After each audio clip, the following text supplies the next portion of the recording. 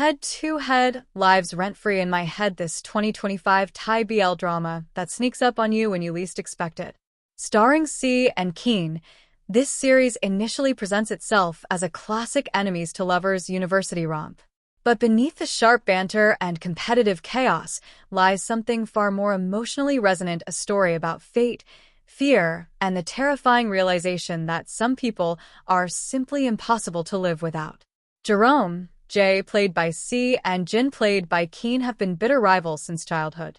They bicker constantly, exchange insults like currency, and compete at every opportunity, whether in their fashion design classes or on the underground racing circuit. Their dynamic is pure chaos, and for years, that chaos has defined them. Then Jay starts having visions, fragmented glimpses of a future where Jin dies in an accident. When Jay himself crashes during a race and is forced to recover at Jin's house, the walls between them begin to crumble. Reluctant proximity becomes reluctant care, and reluctant care becomes something far more complicated.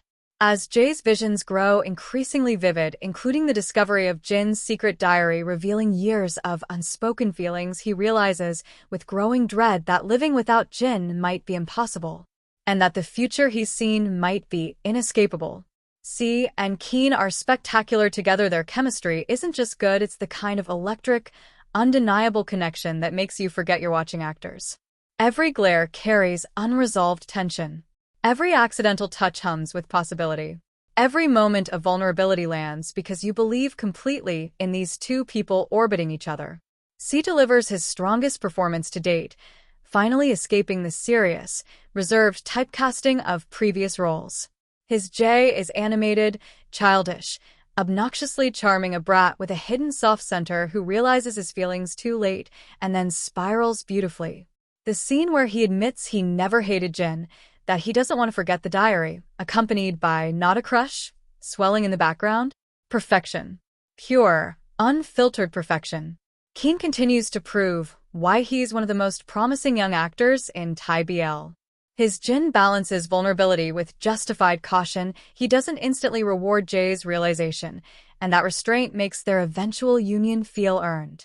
His micro-expressions, the way emotions flicker across his face in unguarded moments, this is acting that transcends genre. The vision plots, the rules are never fully explained. The resolution feels slightly weak. But here's the thing, the repetition is the point. Each vision builds on the last, accumulating weight and dread until you feel Jay's suffocating fear alongside him. The series isn't trying to build a coherent supernatural system, it's using these fragments to explore how anxiety about losing someone can paralyze you, make you hide the truth, and ultimately push away the very person you're trying to protect.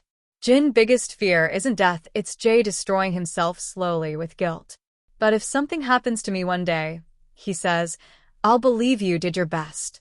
That's not romance as escape. That's romance as anchor, as permission to keep living.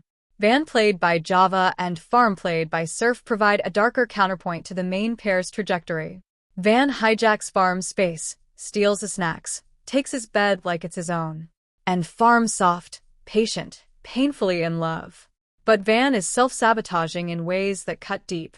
His emotional baggage, his fear of attachment, his tendency to hurt Farm even when trying to protect him, these aren't neatly resolved character flaws. They're messy, frustrating, and deeply human. The series commits to his complexity rather than smoothing his edges for audience comfort. Surf and Java deserve particular praise. Their chemistry is explosive, their tension palpable, and their emotional beats land because both actors commit fully to the discomfort of their dynamic. Farm taking a stand for himself is one of the series' most satisfying moments. The editing can be jarring, particularly in the second half. Scene transitions occasionally pull you out of emotional moments, and the pacing becomes uneven as conflicts linger longer than necessary. The supernatural element, while thematically effective, feels underdeveloped. The explanation arrives late and lacks the complexity the build-up deserved. And yet, and this is crucial, these flaws never diminished my personal enjoyment. Head to Head isn't a perfect series. Its supernatural elements frustrate. Its pacing wobbles. Its editing occasionally pulls you out of moments that deserve immersion. But perfection isn't the point. The point is how this series makes you feel. The point is Jae admitting he never hated Jin while not a crush plays softly underneath. The point is Jin refusing to let Jae carry guilt alone.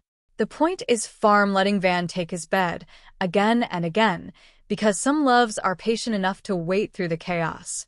I will rate this drama 8 out of 10. Watch it on YouTube.